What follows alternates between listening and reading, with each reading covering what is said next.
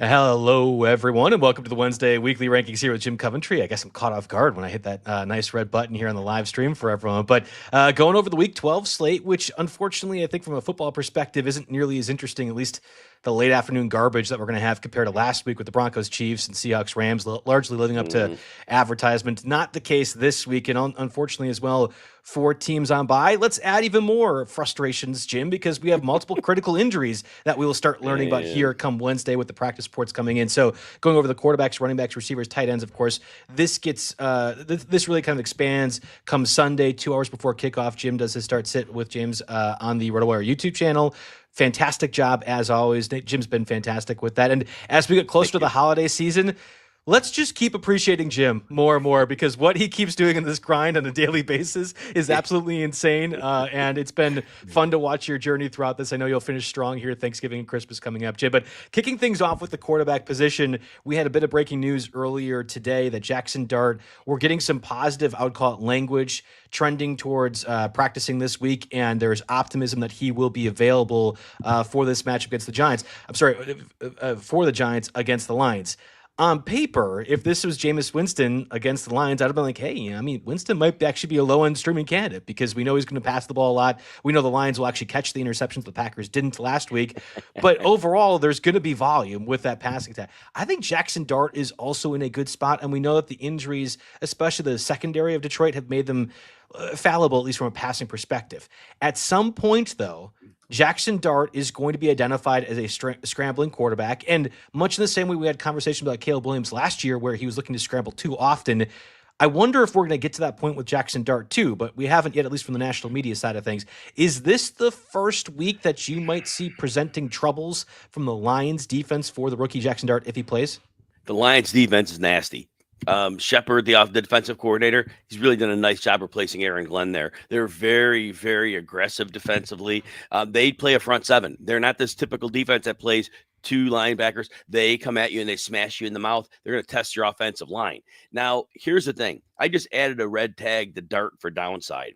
And he has been a quarterback 1 in every game he started. In all but 1 or 2, he's run for at least 54 yards. He's found the end zone a lot. He's had 4 concussion checks. He's now missed a game with concussion. And I heard something on the wire that they are going to talk about not designing runs for him as much. I think as an organization, they have to do that. I think they cannot come back 4 concussion checks in 6 weeks, 7 weeks. They're going to ruin him. Who knows what the long-term damage could be if he has another concussion. So I think the design runs pretty much have to stop. Will he scramble? Sure.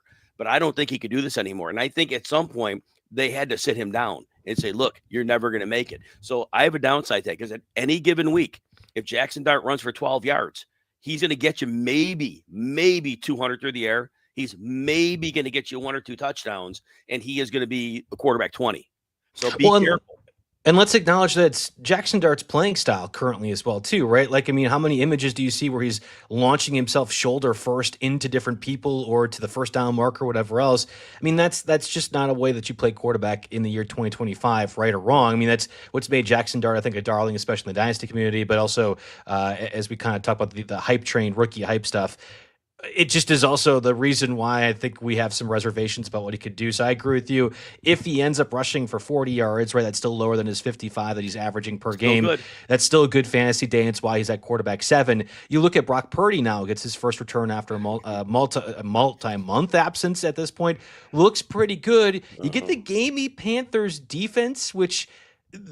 look now, I mean, just don't look now, Jim. The Panthers are in the playoff hunt, and especially if they beat the Niners this week, they're inexplicably at the 7th seed. So this is a must-win game for Bryce Young and company. And Bryce Young also looked good, of course, naturally against the Falcons defense, which we all didn't assume would happen. So let's go with Brock Purdy first. I mean, you're going to get Ricky Pearsall again. We assume he's going to be available once more. Juwan Jennings is playing through 15 different injuries. George Kittle's healthy. Christian McCaffrey's healthy. Brock Purdy have a pretty good week this week. So first of all, bet against Carolina because they're coming off a win. And you already know right now, they're going to get smoked. You already know that. But here's the thing with the 49ers.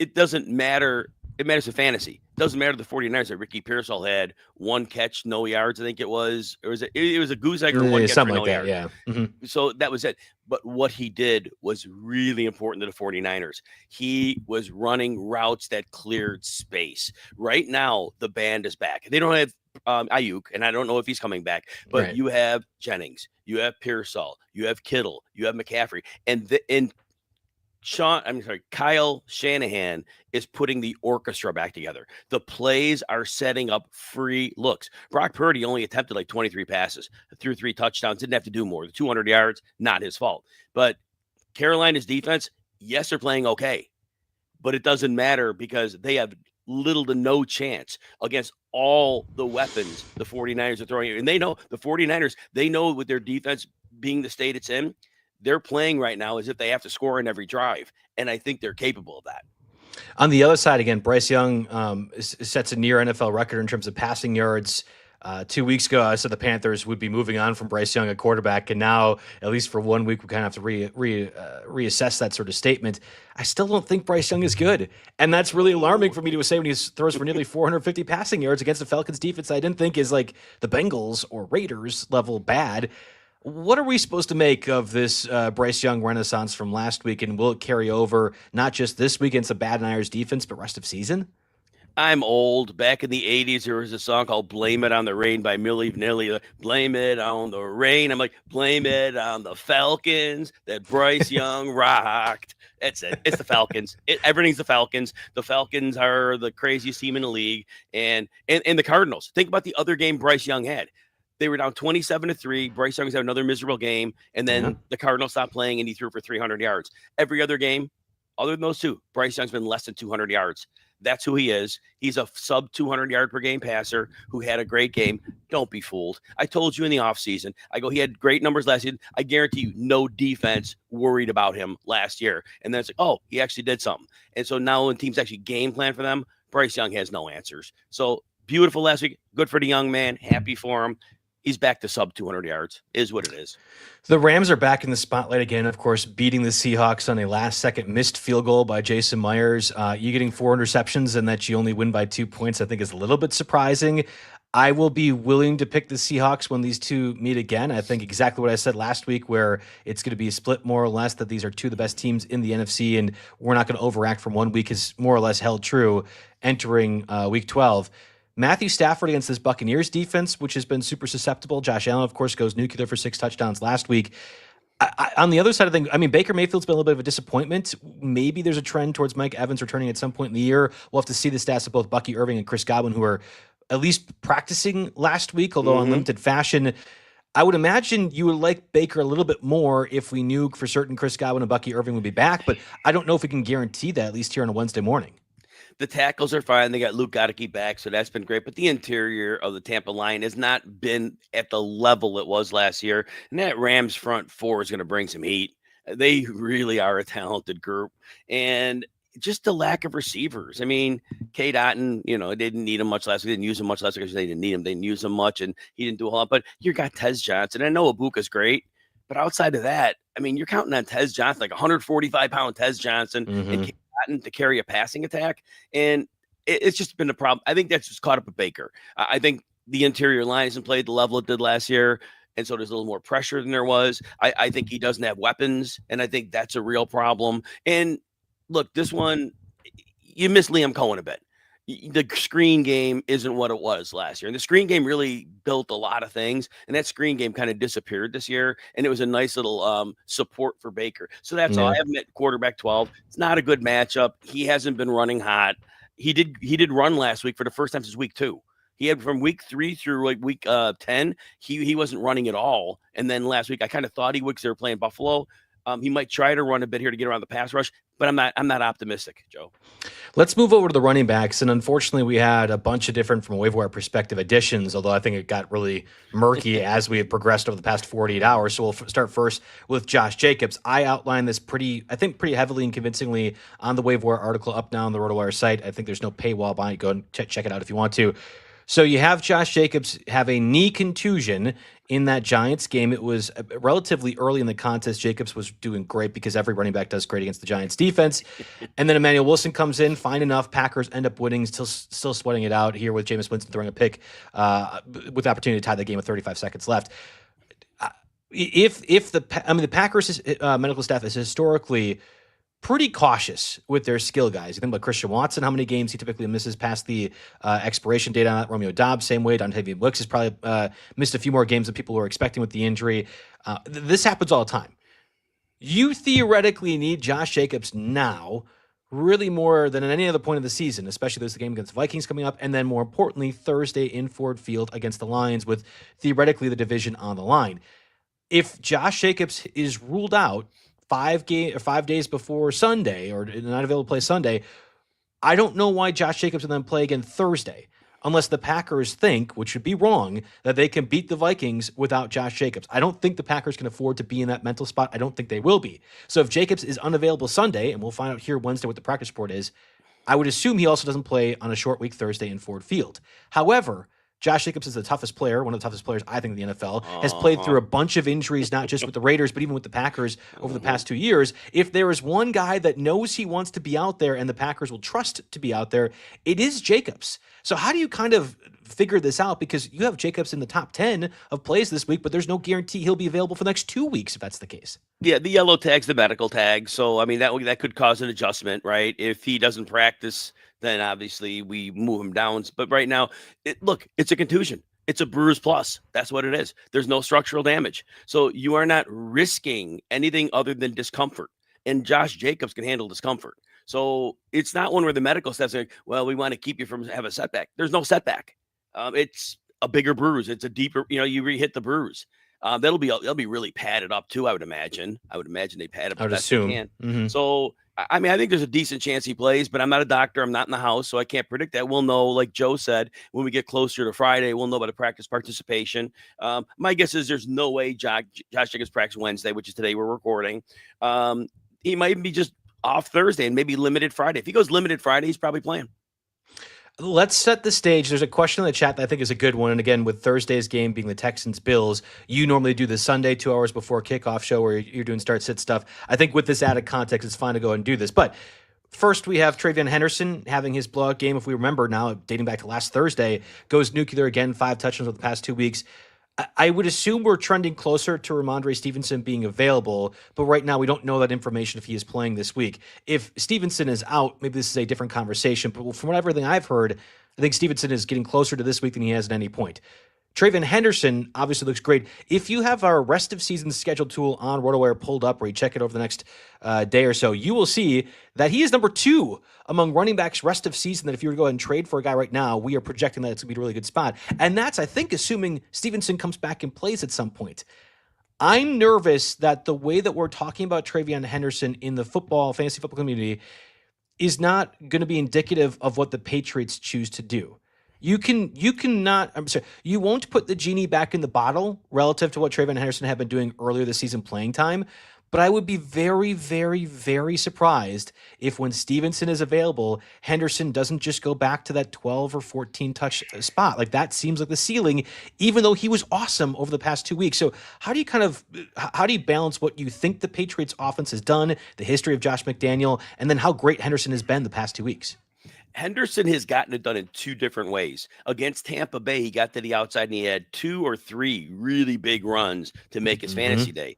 It wasn't that way against the Jets. He was like less than 3 yards to carry, top of my head. And he scored, 3 touchdowns. Yeah. Yep. So it wasn't like he wasn't like dominating down and down. But yet he got it done 2 different ways. And I think that's impressive for a young running back.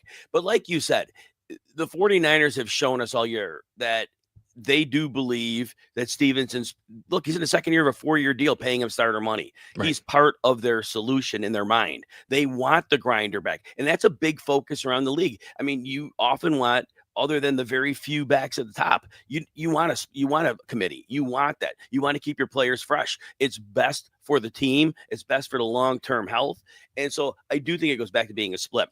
But I do think that with Stevenson not having played in a while and, working his way back, I have Henderson as a top 12. They're playing Cincinnati. So Henderson might get 9 carries and might get 100 yards and a touchdown, right? Uh-huh. Because Cincinnati doesn't really tackle. They really don't know what that means. So yeah, unless they're tackling after an interception, but that's another story for another day. But yeah, so I have Travion really high. I do think, like you said, though, as we get deeper in this and Stevenson's back, it's probably closer to 50-50 just because the grinder carries should be taken by him. And let's expand on this further. Then you have Woody Marks, who has been very good for the Texans offense when they choose to use him. When we can just figure out that Woody Marks gets the most majority of the playing time and opportunities games, it feels like it's a literal roll of the dice sometimes with how Houston's been playing things. But the Bills defense, awful against the run, completely exposed against Sean Tucker last week as well. Of course, Sean Tucker gets a screenplay as well too, mixes in from the passing part of things. Clearly looks like the next explosive running back for the Buccaneers if and when Bucky Irving comes back healthy. I would think Sean Tucker is going to have more of a role moving forward and will be a good starting running back for another team come next year. Can Woody Marks on Thursday capitalize against a bad Buffalo run defense? Because I think Woody Marks probably is in the conversation of running back 2 range this week. Volume is king. And he's getting a lot of work. His snap share has gone way up. Last 2 weeks, Woody Marks played 79% against Jacksonville, 66% against Tennessee. So he is the number 1 back there. And like I said, volume is king. And he gets targets. 4 and 3 in the last 2 games. That really helps. Overall, I mean, I didn't get targets right. So it was in 4 of the last 5 games, he had a 5, 4, 3, and 3. So he's getting targets. Didn't need him against Tennessee in that game. They didn't have to use him there, so that's fine. But the rushing itself, the rushing part hasn't been great. 10 for 27 against Denver, 14 for 63 against Jacksonville, 18 for 44 against Tennessee. So that offensive line is a problem. And they're playing Buffalo. So that definitely gives him hope. But that offensive line does him no favors. But that said, Buffalo should score some points here.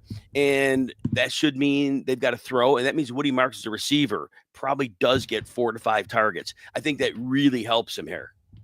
So kind of playing this out, somebody drafted all rookie running backs and is finally getting their dues on this now.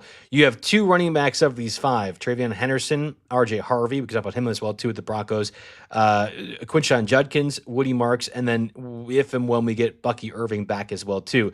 Let's at least for this conversation say Bucky Irving is again not available. We can maybe throw him in once we identify, but pick 2 out of these 5, Henderson, Harvey, Judkins, Woody. I think it's a really tough spot to go ahead and look at trying to go through all these guys. It definitely is. And Harvey was really disappointing last week. They didn't give him all the work. Jaleel McLaughlin, as I expected, got 6 carries. He got a little more than I wanted, but Day played a little bit. He's a pass protector. That's really what his role is. And I wasn't really happy with Harvey's role. Harvey's an explosive player. He can have a big game at any time. So that's certainly something we have to consider. I'm trying to see where I have him on the rankings. Or did I accidentally miss his name? I'll have to check that out. If I did, I'll add that in. For somehow it looks like I may have made a mistake on the sheet. I'll get him added in a couple of minutes here when Joe's asking the next question. Yeah. But I think all that said, is Denver off? Denver's off this week. That's why Denver's off this week. Okay, then yeah. All right. Well, Alex set me up to fail. I'm sorry about that, Jim. I guess. You're right. They're off this week. Chargers. Yep. Chargers. Commanders. Yeah, Broncos, I know I'm old and I miss things on occasion. I'm like, why would I miss RJ Harvey? So you wouldn't play RJ Harvey this week? No, I'm sitting RJ Harvey this week. I don't want that 0. Judkins. Look, we say this every week on the Start Sit Show. He's a star, but he has no help. And defenses are selling out to stop him because they're not worried at all about the quarterback beating them. So Judkins is getting you close to 10 PPR points most weeks. And if he falls in the end zone, he's getting you a little more. But a ceiling game at this point is really hard to anticipate. So if I'm starting, it's Henderson and Woody Marks. Okay. So you're having Woody Marks over Judkins. That's interesting. Yeah. I mean, if I'm in my lineup, if I got to set my lineup, I have to do it. And if Bucky is back this week against the Rams, would he then jump over Woody Marks? Because, I mean, we probably won't know Thursday, so we kind of have to take a leap of faith in this regard with the Texans Bills playing Thursday. If you want Woody Marks in there as the floor, more or less, or if you want the ceiling potential of Bucky Irving available. If Bucky Irving plays, I'm putting him in over those guys. You have to think at this point they're only bringing him back if he's healthy. They're not bringing him back if he's like partial. Right. This length of absence shows they're being careful with him. So I would not wait to put him back in line. He was not efficient at all in the first 4 games, but the volume and his fantasy points were fine. His yards per carry were like down 2. I think he was something like from 5.4 to 3.4. Again, that's top of my head. I don't have the stat sheet in front of me with that, but it was down significantly. But again, he was getting goal line work. He was getting targets. So for fantasy, that's all you care about. So yeah, I think you plug him right back in because he is their guy. Another running back injury to at least deal with is Jalen Warren of the Steelers going against the team where that Aaron Rodgers owns, the Chicago Bears. We'll have to see the stats of Aaron Rodgers, who's dealing with a broken wrist, but theoretically wants to try to play. That seems crazy to me, but I guess if it's not your throwing wrist, it's fine. And I know Rodgers wants to stick to the Bears one more time. That'll be very interesting to see if he is available. But Jalen Warren had supposedly been available to return against the Bengals if the game was not competitive. Stop me if you've heard me at any point this year say that for other players. Bucky Irving was the last one, I feel like. Right. We have not seen him now for 2 months. I do not want to hear any more players say they could have returned from the ballgame. Just tell me if you're available next week or not, and consequentially tell me if that's the case so I can trust your word, because I don't trust a lot of NFL players right now. Jalen Warren theoretically is going to be practicing this week, and if Jalen Warren is available, obviously I think Kenny Gainwell goes to the sideline from this, but if Jalen Warren is out, Gainwell probably jumps into almost must-play territory and might be available on waivers right now, at least in shallower leagues. So how are you sort of balancing the Steelers' backfield at the moment? I have Jalen Warren at running back 16 against the Bears, and Kenny Gainwell's moving right in that spot. Gainwell will have the same production. Actually, Gainwell will have more. Here's why. Because Gainwell already gets a good percentage of the snaps when Warren plays. Mm-hmm. Caleb Johnson, how many snaps are they really giving him? They gave him 5 carries last week, whatever. They don't trust him at all. So Gainwell actually will get more volume because he wouldn't be splitting with Warren. And we see as a receiver, and he had that one spot start against Minnesota when he put 30-something fantasy points up. Not that he's doing that every week, of course. Yep. Last week, 7 catches, 2 touchdowns. Some of that was when Warren was in the game. Gainwell fits this offensive system really well. It is a really nice fit for him. So breaking news, Shedeur Sanders is starting against the Raiders on Sunday. Not that anybody cares, but that means Dylan Gabriel's still in concussion protocol. But he's anyway, 30. He's 30. Well, he's 28 on your list for a reason this week, I'd say. and Dalton Kincaid for Thursday night has been ruled out. This is a Wednesday morning show, FYI to everybody. Okay. All right. Well, that makes sense. Yeah. I mean, we could talk about the passing attack of the Browns in a little bit. I have some concerns. Yeah, or not is probably fine. Not that I want to make it a Giants-centric show, but we have seen Devin Singletary and Tyrone Tracy in most formats have fantasy value to some degree. It's been Tyrone Tracy as the runner when the games are close, and then Devin Singletary as the passer in which games the Giants are trailing or behind. And I sort of wonder against the Lions this week if this is not going to be more of a Devin Singletary game. I know that Tyrone Tracy ended up doing pretty good, especially against the Packers' run defense when Quay Walker left with that stinger. We had somebody in the chat asking Devin Singletary and Rashee Rice from a trade perspective, but overall, is Devin Singletary a guy that if you are desperate for running backs, that's probably the one spot that's been hurt by bye weeks this week? Would you play Devin Singletary with the assumption that the Giants are going to be trailing from behind for much of this game? Devin Singletary is going to get plenty of work. He's had double-digit touches in all 3 games since Scadaboo's been gone. He had 16 carries and 2 touchdowns last week, right? They both running backs had a lot of work last week, so the way the game flow went. So they're both getting similar work. So I think you play them both kind of equally. You don't know who's falling in the end zone if either of them is, but Singletary's been more prone to do that. Tracy did the 4 catches for 51 last week. He is obviously a much better receiver, but Singletary probably a little better in pass protection. So, like you said, if you got to play these guys, you play them. I have them both as high-end running back 3s because I don't think you can predict the ceiling reliably. It's irresponsible to predict the ceiling, but I'm saying they can't hit it. They definitely can hit a ceiling. Can't predict it, though. We'll tie these two in together, but Jamar Chase, his suspension officially upheld yesterday from the spit gate that happened in that loss to the Steelers. There are cameras everywhere, Jamar. You're one of the faces of the league. I just don't understand. Like, fine, you made a bad choice. Let's just own up to it. You're still going to get suspended 1 week, whatever it is. The Bengals offense now will become just T. Higgins and just Chase Brown. And I think it's important to know that Chase Brown actually has been very good over the past month in full-point PPR leagues. There can't be more volume dedicated to both those guys, though, right? Like, if Jamar Chase is out, it's not like Chase Brown or T. Higgins become even more fantasy assets. So how do you kind of see this offense of Cincinnati developing here with 1 week of no Jamar Chase? It's not easy because defenses have to play the Bengals a specific way because of Chase and Higgins. They either by the way, the Steelers, nice game plan last week. They played a lot of plays. They bracketed both receivers. Mm-hmm. They just basically went 2-2. They didn't do it every play. Sometimes they bracketed one, but they really came out with a nice game plan. But you either have to do that, which again gives Chase Brown room to run, or you play a high shell and say you're not beating us with a big play and we let you pepper underneath. Well, that's how Chase Brown makes his living. Either one of those, there's more room for him to run. I imagine a defense game planning without Chase. You could double Higgins if you want, and you could just commit resources to stopping the run. This is not a great spot. Now, Chase Brown could catch some screen passes. I think he had an 8-catch game already, so he could be involved there. I have him as running back 14 because he will get volume. He definitely will get volume. So there's that.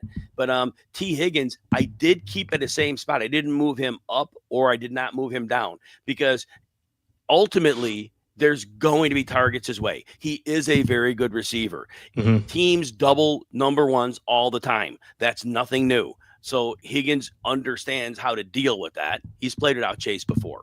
So I keep him in the same spot he's in. But his targets could go up a bit. Yeah, it could be. He probably sees 13 targets here, right?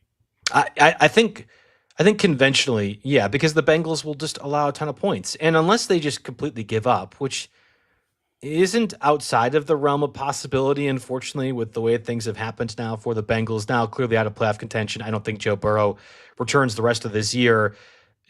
There could be a game where Flacco might have saw that Brissett's record of 47 completions was like, he's like, oh, wow, I could do that in my sleep, right? And just tries to get 48 or 49 in a game which they lose by 28 here come this week. We'll have to see. Like there should be plenty of passing volume, and by default, maybe there's going to be a T. Higgins, Michael Wilson sort of game this week. Let's transition fully over to the receivers, and we haven't talked about this yet.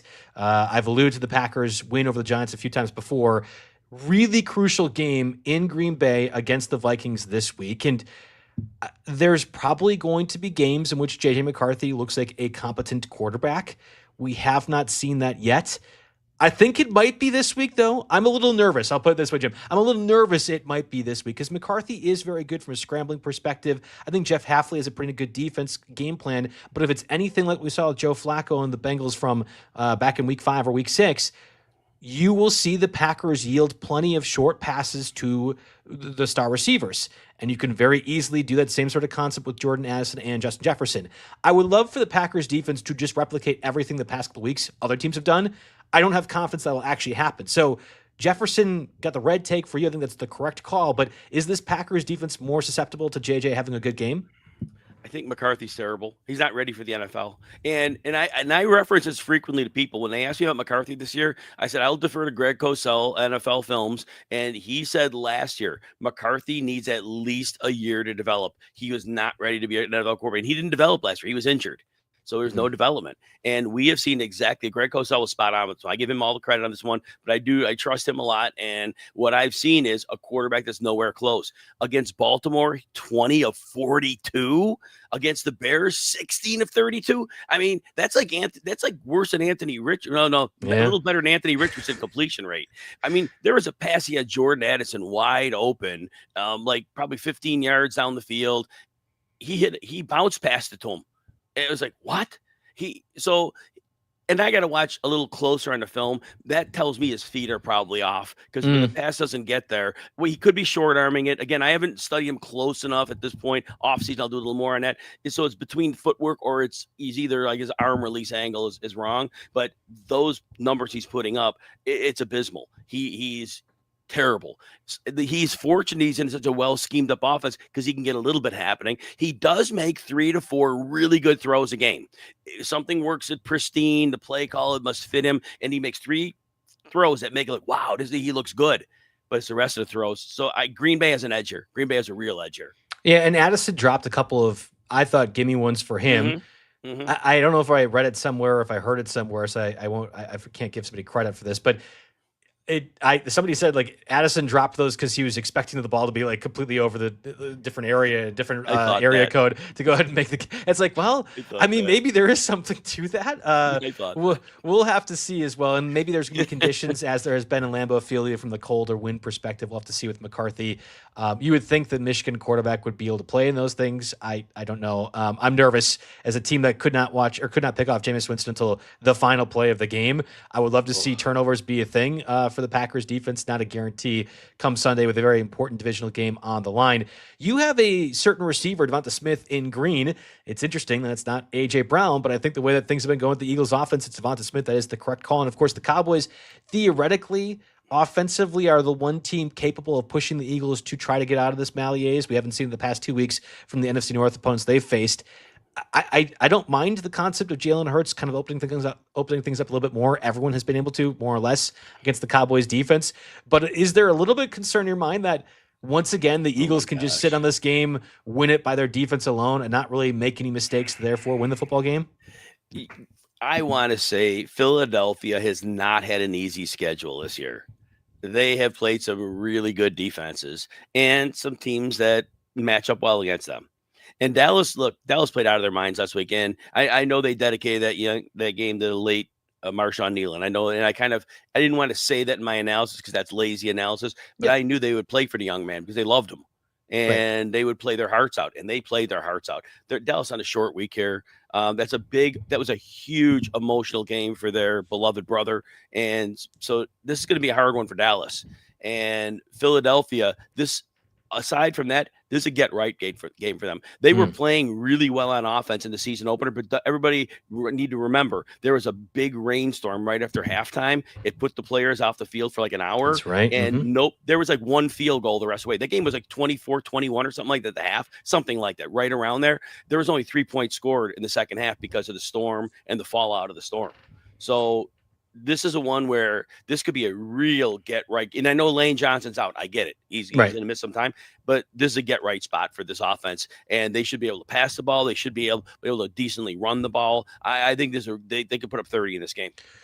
Their opponent on the other side of things, the Lions, we heard the broadcast often mention Sam Laporta being unavailable. That's going to be something for the key here with a stretch of Lions games that are also critical for their playoff seed coming up. Jamison Williams was the one, at least that the broadcast brought up on numerous occasions, that benefit from a target perspective. Is that a Dan Campbell thing, or is that really all right, Sam Laporta is out, we're going to have the offense run through Jamison Williams more? Because that is really enticing this week against the Giants. If you think they're going to pass the ball enough, I would almost argue there's going to be volume from the rushing perspective, and if the Lions get out to a big enough lead, Williams might be not involved in that offensive game plan very much past the second half.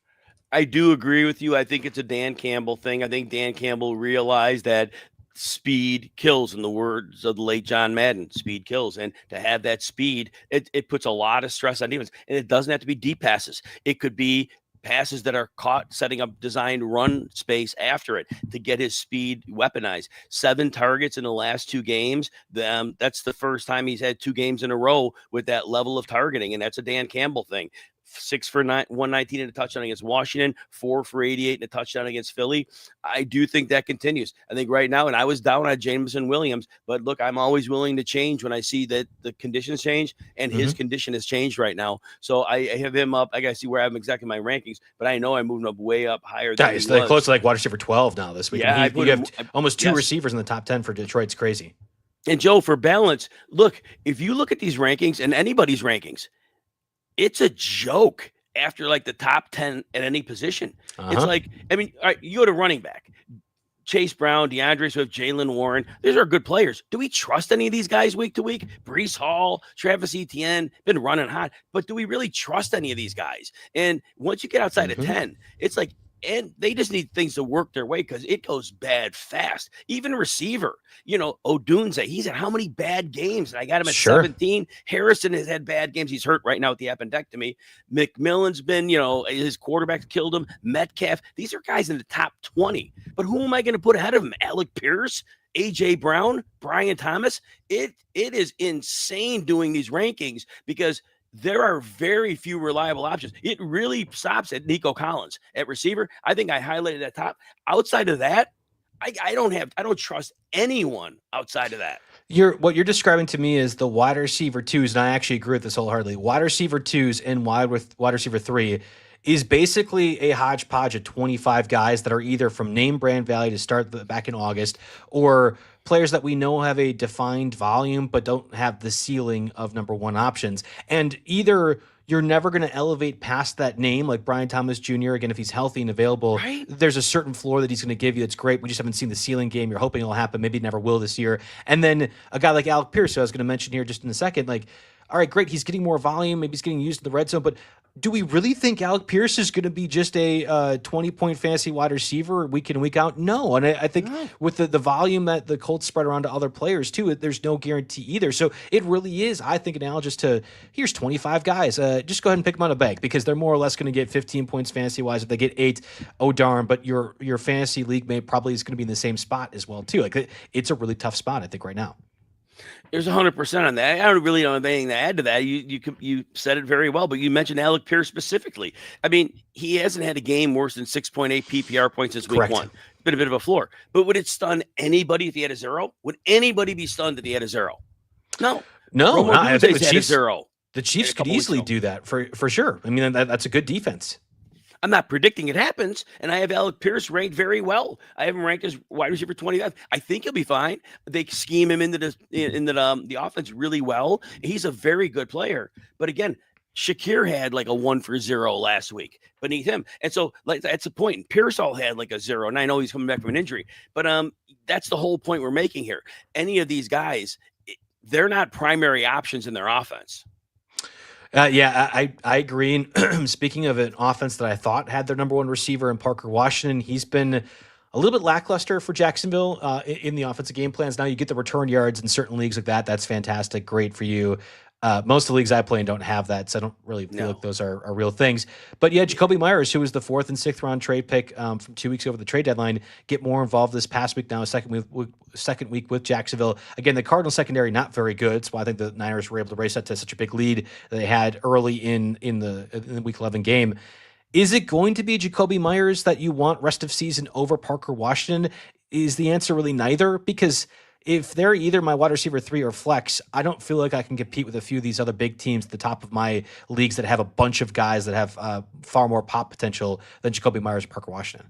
Parker Washington's a fine NFL player, but he needs things to happen a certain way. It has to be like where they have to funnel him targets because they have nobody else to funnel them to. If a defense decides to put attention on him, it will slow down really fast. Jacoby Myers, they brought him in for a reason. First of all, Trevor Lawrence does like throwing to the middle of the field. And even if Myers is not lined up in the slot, he'll be lined on the outside a lot.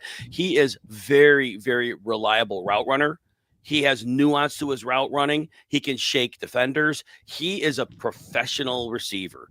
He's exactly that kind of guy you want, the nuts and bolts player to move an offensive passing game. Not going to be the downfield guy for you, but we already saw it last week. We saw that he's reliable with the hands too. And remember, Trevor Lawrence has had his own issues, but he's had guys dropping passes. Jacoby Myers typically doesn't do that. And that reliability is really going to be a safety blanket for Trevor Lawrence. And, if it's a 50-50 type ball, not that you think of 50-50 being a sideline pass where there's some big 6'3" dude, but 50-50 balls in the middle of the field, it takes a certain fearlessness. And Jacoby Myers has that. Yeah.